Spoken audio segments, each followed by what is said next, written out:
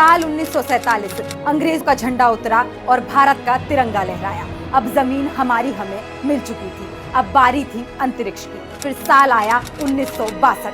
पंडित नेहरू के पास विजन था, दूरदर्शिता थी। उन्होंने भविष्य में अंतरिक्ष की संभावनाओं को देखते हुए इनकोस्पार की स्थापना की और अंतरिक्ष में तिरंगा फहराने की जिम्मेदारी सौंपी गई विक्रम साराभाई को। इनकोस्पार की छत तले भारत का अंतरिक्ष कार्यक्रम अपनी मंजिल की तरफ बढ़ने लगा। भारत ने पहला रॉकेट लॉन्च किया।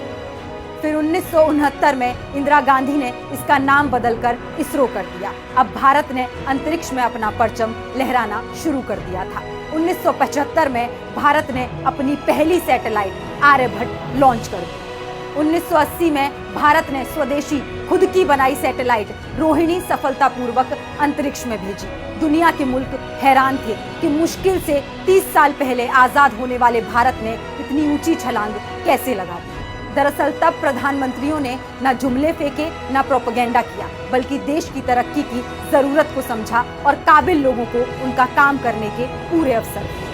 एक तरफ भारत धरती का भूगोल बदल रहा था, तो दूसरी तरफ तेज और सधे कदमों से अंतरिक्ष की तरफ बढ़ रहा था। और 1984 में वो दिन आ ही गया जब किसी भारतीय के कदम अंतरिक्ष में पड़े और वहां से आवाज आई, सारे जहां से अच्छा हिंदुस्तान हमारा। भारत लगातार इतिहास रच रहा था। ऊपर से भारत कैसा दिखता है आपको? जी मैं बगैर किसी झिझक के कह सकता हूँ सारे जहां से अच्छा।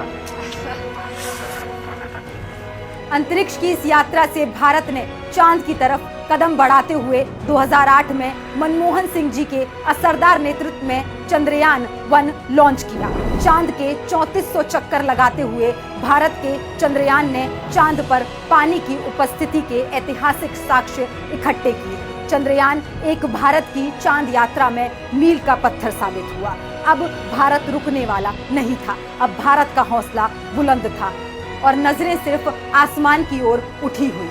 इन्हीं उठी नजरों से भारत एशिया का पहला देश बना जो मंगल पर पहुंचा। 2010 में मंगल पर जाने की यात्रा पर अध्ययन शुरू हुआ। अगस्त 2012 में मनमोहन सिंह जी ने अप्रूव किया और नवंबर 2013 में मार्स ऑर्बिट मिशन ने मंगल की तरफ अपनी यात्रा शुरू कर दी। अब एक बार फिर चंद्रयान 3 से भारत ने चांद पर तिरंगा लहरा दिया है, मगर अंतरिक्ष की ये यात्रा इतनी आसान नहीं रही है।